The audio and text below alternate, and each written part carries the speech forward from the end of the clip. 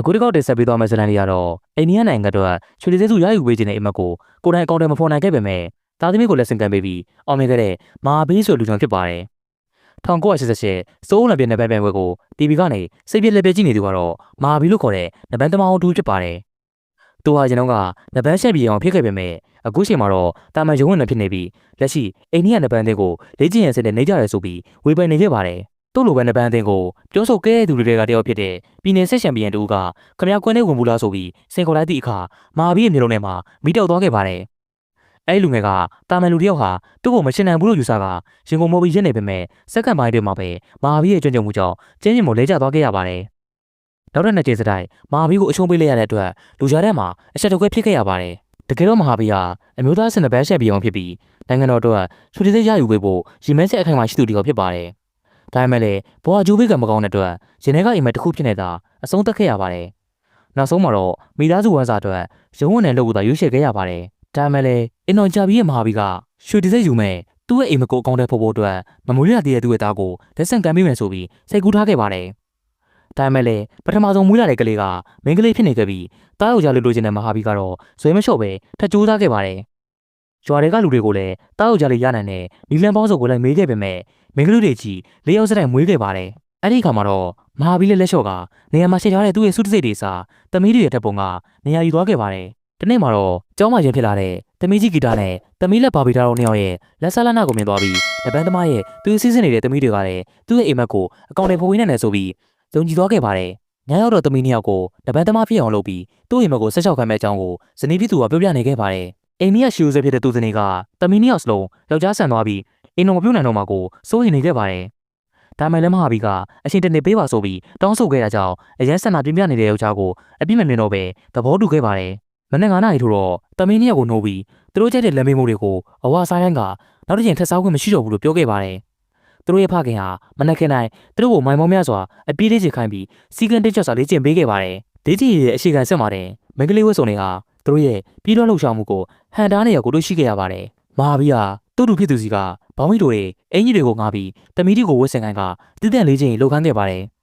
ရွာတွေကလူတွေဟာဂီတာနဲ့ဘာဘီတာတို့ရဲ့ခြေထောက်တွေမှာပတ်တီးစီပြီးပြေးနေတာကိုတွေ့ရတဲ့အခါအံ့ဩသွားကြပါတယ်အဲ့ဒီနေ့ကစပြီးကောင်မလေးတွေအတွက်မနေ့တိုင်းထပြေးရတာလေးချင်းကန်လောက်ရတာတွေဟာလွယ်ကူတဲ့ကိစ္စတွေမဟုတ်တော့ပါဘူးဒေသခံနဘန်ကွင်းရဲ့အကောင်ဆောင်ကမင်္ဂလိတွေကိုကွင်းထဲမှာကစားဖို့မပြုတဲ့အခါမာဘီကကိုပိုင်နဘန်ကွင်းလှုပ်ပြီးသူသမီးတွေကိုလေးချင်းစီခဲ့ပါတယ်ယောက်ျားရဲ့နဲ့တူလေးချင်းမှသာနဘန်ချောင်းကိုနားလဲမှတိထားတဲ့အတွက်သူဖြစ်သူကိုခေါ်လာပြီးသူသမီးတွေကိုစင်ခေါ်ခိုင်းခဲ့ပါတယ်ပထမဆုံးရှင်မဲ့ကြတဲ့အခါဂီတာနဲ့ဘာဘီတာနှစ်ယောက်ကရှုံးသွားခဲ့တာကြောင့်တက်တက်လို့စားတဲ့မိသားစုဖြစ်ပေမဲ့သူသမီးရဲ့အာဟာရဖြစ်ဖို့အတွက်အသားစားဖို့စီစဉ်ခဲ့ပါတယ်သူတို့မိသားစုရဲ့ငွေကြေးချင်းတွေကြောင့်ဇနီးဖြစ်သူကခွင့်မပြုပေမဲ့ဆိုင်ရှင်နဲ့ဈေးစစ်ပြီးအသားတွေကိုချော်စည်းနဲ့ဝယ်ယူခဲ့ပါတယ်ဒါပေမဲ့လည်းညီမနှစ်ယောက်ဟာလေ့ကျင့်ငယ်တွေကြောင့်ညှင်းငွေလာခဲ့ပြီးတပန်းသမားဖြစ်ရှင်တဲ့စိတ်တွေပျောက်ဆုံးကုန်ကြပါတယ်နောက်နေ့တော့သူတို့ရဲ့ဖေစီကိုသွားပြီးအရန်ပင်မန်တဲ့အတွက်ကျောင်းမှာလည်းစာသင်ရတာအဆင်မပြေသလိုစပင်းရှည်တွေကြောင့်တပန်းပညာသင်ရတာခက်ခဲတယ်ဆိုပြီးပြောခဲ့ကြပါတယ်စပင်းရှည်ကြောင့်ပြဿနာဖြစ်နေတဲ့အတွက်နောက်နေ့မနက်မှာပဲညိုရင်းကစပင်းညက်ဆန်ကိုသွားပြီးညက်ခိုင်းတာကြောင့်တမီးတွေကငိုယူပြီးတောင်းပန်ကြပေမဲ့ဂီယူမဆိုင်ခဲ့ပါဘူးစပင်းညက်ခံလိုက်ရတာကြောင့်တငယ်ချင်းတွေကလှမ်းမြောင်ခဲ့ကြပြီးလူကြားထဲမှာအဆက်ရစက်ဖြစ်ခဲ့ကြပါတယ်ဒါမှလည်းမခံချင်စိတ်ကြောင့်လေးကျင်ကန်တွေကိုအပြင်းနဲ့စူးစမ်းလုပ်ခဲ့ကြကညီမနှစ်ယောက်လည်းပိုပြီးတန်မာလာဖြစ်ကြပါတယ်တနေ့မှာတော့ဆွေမျိုးတယောက်ရဲ့မင်္ဂလာပွဲကိုညသွားအိတ်ခဲ့ကြပြီးကောင်မလေးတွေဟာကနဒါပျောက်ဆုံးနေခဲ့တဲ့အပျော်ပါးတွေတချင်းဆိုကားကုံစားတော့ရှင်စိတ်တွေပြန်နှုတ်လာခဲ့ကြပါတယ်အဲ့ဒီအချိန်မှာပဲမဟာဘီရောက်လာခဲ့ပြီးအပျော်ပါးမှနေတဲ့သူတို့ကိုဒေါသထွက်ကလူကြားထဲမှာပိုင်းရိုက်လိုက်တာကြောင့်နားမလည်နိုင်ဖြစ်သွားခဲ့ကြပါတယ်ညီမနှစ်ယောက်စလုံးကသူတို့အဖေကိုစိတ်နာကြောင်ပြောနေချိန်မှာမင်္ဂလာဆောင်တဲ့အမဝမ်ကသူတို့ရဲ့ဘဝကိုအားကြမိကြောင်ပြောခဲ့ပါတယ်သူ့ရဲ့အဖေဟာအသက်14နှစ်ရဲ့မိန်းကလေးတယောက်ကိုသူ့ထက်အသက်အများကြီးกว่าတဲ့လူနဲ့လက်ထပ်ခိုင်းပြီးဖခင်ဖြစ်သူကလည်းဝန်တို့ဝင်ဖို့တခုလိုမြင်နေကြောင်းပြောပြခဲ့ပါတယ်ဂီတာနဲ့ဘာဘီတာတို့နှစ်ယောက်ကတော့သူတို့ရဲ့အနာဂတ်တလန်ကိုအလွန်ကြိုးစားတဲ့ဖခင်ရှိရာကြောင်းသူတို့အဖေရဲ့စိတ်ဓာတ်ကိုနားလည်သဘောပေါက်သွားကြပါတယ်သူများအဖေနဲ့မတူပဲသမီးတွေအတွက်တွေးပြီးရဲ့ဖခင်ရဲ့စိတ်ဓာတ်ဟာညီမနှစ်ယောက်ရဲ့နှလုံးသားကိုရက်ခတ်သွားစေခဲ့ပါတယ်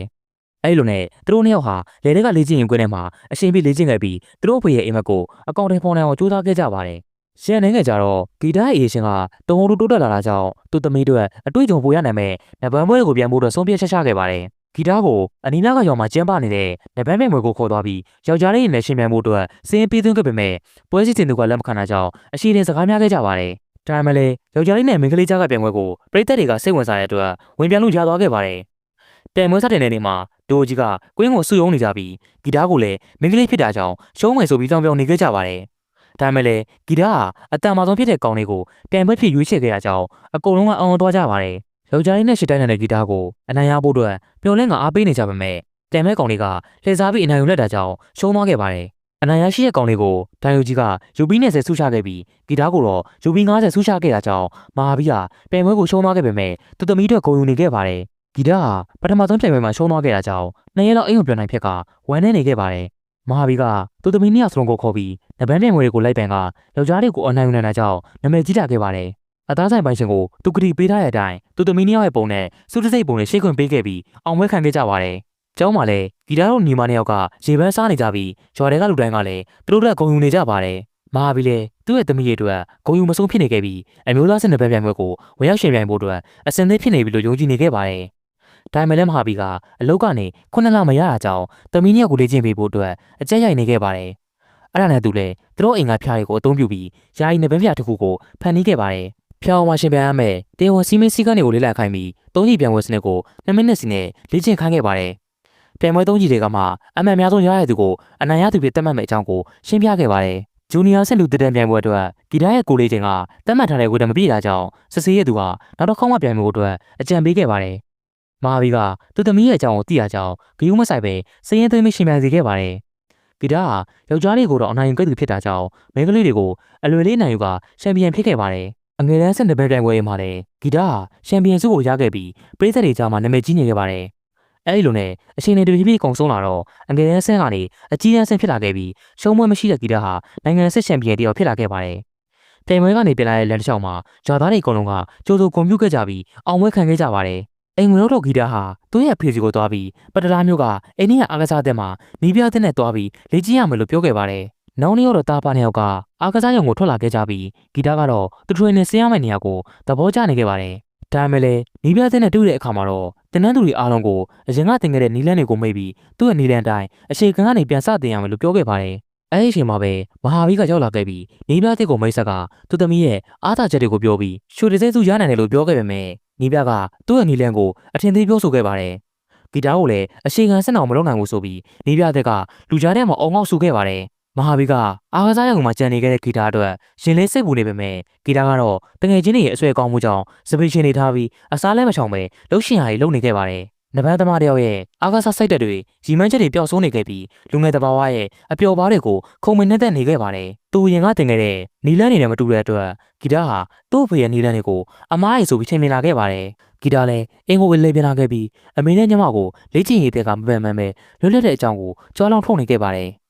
အဲ့ဒီအချိန်မှာပဲမဟာဘီရောက်လာခဲ့ပြီးသူသမီးရဲ့ပုံစံကိုဘွယ်မကျဖြစ်နေပေမဲ့ထုံမပြောသေးပဲစောင့်ကြည့်နေခဲ့ပါတယ်။နောက်နေ့တော့လေထဲကလေ့ကျင့်ရေးခွဲထဲမှာဘာဗီတာကကောင်မလူတွေကိုရှုပ်ကွက်တကူတင်ပေးနေခဲ့ပြီးဂီတာကလီလန်းသက်တင်ပေးမယ်ဆိုပြီးပြောခဲ့ပါတယ်။မျိုးကနေတင်လာတဲ့အကွက်တွေကိုတင်ပေးနေချိန်မဟာဘီရောက်လာခဲ့ပြီးသူနီလန်းတွေကဘာမားနေလို့လဲဆိုပြီးမေးလိုက်တာကြောင့်ဂီတာဟာနီးပြကြီးရဲ့ပုံစံကပုံမှန်တယ်လို့ဖြေခဲ့ပါတယ်။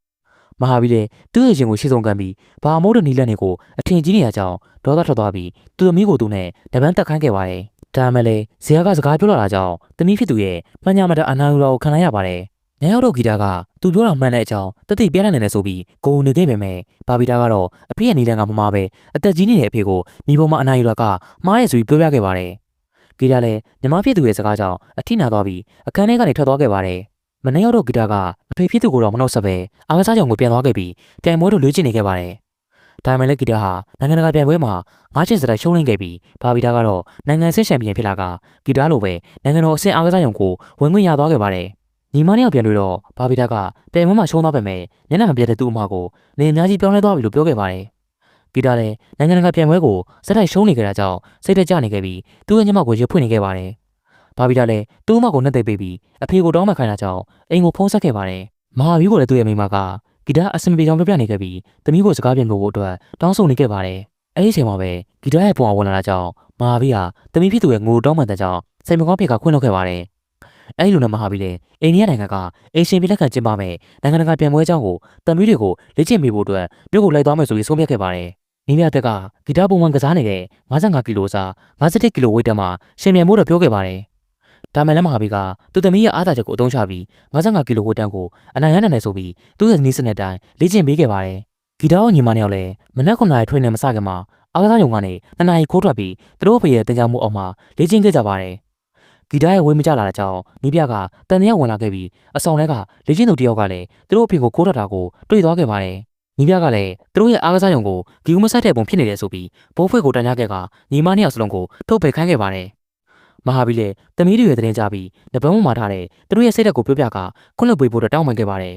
နောက်ဆုံးမှာတော့ဘိုးဖွေကဂီတာတို့ကိုအပြင်ထုတ်ခွင့်ပိတ်လိုက်ပြီးမဟာဘီကိုလည်းအားကစားရုံလောက်ခွင့်ကိုပိတ်လိုက်ပါတော့တယ်နိုင်ငံတကာပြိုင်ပွဲကလည်းနီးလာတာကြောင့်မဟာဘီကဂီတာရဲ့အရင်နှစ်တွေကပြိုင်ပွဲမှတ်တမ်းကိုကြည့်ပြီးလိုအပ်ချက်တွေပြင်ဖို့အတွက်ဂီတာကိုမှတ်တမ်းကိုပို့ခိုင်းခဲ့ပါတယ်။မှတ်တမ်းကိုကြည့်လိုက်တဲ့အခါမှာတော့ဂီတာရဲ့ကစားပုံတွေတိုက်ကတ်တွေကမှားယွင်းနေတာကြောင့်ဒေါသထွက်ပြီးဂီတာကိုစူပူချိန်မောင်းနေခဲ့ပါတယ်။မဟာဘီလည်းတမီးတို့နဲ့တွေ့ခွင့်မရတာကြောင့်ဖုန်းနဲ့ဆက်သွယ်လုပ်ပြီးကစားနည်းတွေကိုလေ့ကျင့်ပေးခဲ့ပါတယ်။အဲဒီလိုနဲ့နိုင်ငံတကာပြိုင်ပွဲအဖွင့်တွေကိုရောက်ရှိလာခဲ့ပြီးဂီတာရဲ့စိတ်ထဲမှာလည်းစိုးရိမ်စိတ်တွေဝင်လာခဲ့ပါတယ်။နောက်နေ့တော့ဂီတာဟာပထမပွဲစဉ်ကိုရှင်းပြခဲ့ပြီးခန်းဆက်ကစားခဲ့တဲ့နေပြကြောင့်ပထမရှိမှရှုံးသွားခဲ့ပေမဲ့သူ့ရဲ့ဖေကလန့်အော်ပြီးတိုက်ဆက်ကစားခဲ့တာကြောင့်အနိုင်ရရှိသွားခဲ့ပါတယ်။ဂီတာဟာအကျိုးလူပွဲစင်ကိုတက်သွားနိုင်ခဲ့ပြီးပိုပြီးတက်မှာနဲ့တစ်ထပ်ကွမ်းချန်ပီယံကိုရင်ဆိုင်ရမှာဖြစ်ပါတယ်။နေပြတဲ့ကကိုသဘောနဲ့ကိုကစားသွားတဲ့ဂီတာကိုသတိပေးကနောက်ပွဲစဉ်မှာသူပြောတဲ့အတိုင်းတိုက်ဆက်ကစားပြီးပြန်ဖို့တော့ပြောခဲ့ပါတယ်။ဒါမှလည်းဂီတာဟာအကျိုးလူပွဲမှာသူ့ဖေပြောတဲ့အတိုင်းခန်းဆက်ကစားခဲ့တာကြောင့်ပြန်ပွဲကတည်ပြစ်သွားပြီးခေါင်းမဲလန်ကဆုံးပြရမှာဖြစ်ပါတယ်။ခေါင်းကျရဲ့သူကပြန်ဘက်ကိုစက္ကန့်30ရှော့ထားခွင့်ရမှာဖြစ်ပြီးအနိုင်ရဖို့အတွက်အခွင့်အရေးအများဆုံးဖြစ်ပါတယ်။ဂီတာကပန်းချသွားတာကြောင့်ပြန်ဘက်ရှော့ကိုခံရပြီးရှုံးသွားမလို့ထင်ကြပေမဲ့လည်းအနိုင်ရရှိသွားတာကြောင့်အားလုံးကအောင်သွားကြပါတယ်။ဘောလူဘက်ကိုတက်ရောက်သွားတာကြောင့်သတင်းစာရှင်းလင်းပွဲကျင်းပပြီးမီဒီယာတွေကဂီတာရဲ့ကစားပုံတွေကစားကောက်တွေပြောင်းလဲလာတာကိုမေးခဲ့ပါတယ်။နီးပြတဲ့ကသူတင်မိလာရဲ့ကစားကွက်ကြောင့်ဂီတာကအနိုင်ရတယ်ဆိုပြီးကိုရီသွင်းနေပေမဲ့ဂီတာကတော့သူ့ဖေကြောင့်အနိုင်ရတာဆိုပြီးပြောခဲ့ပါတယ်။ဘောလူဝဲမတိုင်ခင်မှာဂီတာကစားမဲ့ပြူအကြောင်းကိုမေးတဲ့အခါမဟာဘီကတန်ပွဲကိုနိုင်အောင်ကစားခဲ့ရင်အမျိုးသမီးတွေကိုအထင်သေးရတူအားလုံးကိုပါအနိုင်ရနိုင်တယ်ဆိုပြီးပြောပြခဲ့ပါတယ်။ရွှေတစစ်စုရခဲ့ရင်အကုန်လုံးရဲ့စံပြဖို့ကိုဖြစ်လာမယ်ဆိုပြီးပြောကတေချာကစားဖို့တော့လည်းပြောပြနေခဲ့ပါတယ်။တန်ဝင်နဲ့ဝေရောက်တော့မနာလိုဖြစ်နေတဲ့နေဘက်ကမဟာဘီကိုဩခရကတွေးကျင်နေဆိုပြီးဝန်ထမ်းတယောက်ကိုလင်းခေါ်ကိုင်းကစလိုကန်ထဲမှာတောက်ကတ်ထားခဲ့ပါတယ်။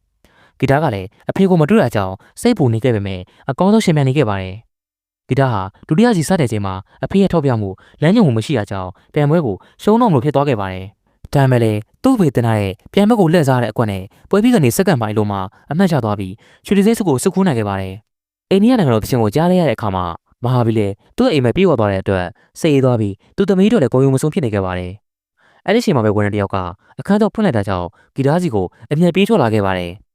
နီးပြကမီဒီယာရင်းနဲ့နှုတ်ဆက်ဖို့အတွက်ဂီတာကိုလမ်းခေါ်လိုက်ပေမဲ့သူ့ဖေစီကိုပြေးသွားပြီးရွှေတစစ်စုကိုပေးခဲ့ပါတယ်။မဟာဘီလည်းရောင်းတော့သွားပြီးသူ့သမီးနှစ်ယောက်ကိုဖတ်ခါကိုယ်ယုံမဆုံးဖြစ်နေရင်လည်းကျွန်တော်တို့ရဲ့ဇာတ်လမ်းလေးရတယ်အဆုံးသတ်သွားပြီဗျ။တာသမီးကိုအမြင်အောင်စေခြင်းနဲ့ဖခင်ပြောရင်မြတ်တရားကိုပေါ်လျံရောက်ကူပြသထားတဲ့ဖြစ်ရမှန်စကားကောင်းတစ်ပုဒ်ဖြစ်ပါတယ်။ကျွန်တော်ရဲ့ channel လေးကိုလည်း like and subscribe လေးလုပ်ပြီးသွားကြပါအောင်ဗျာ။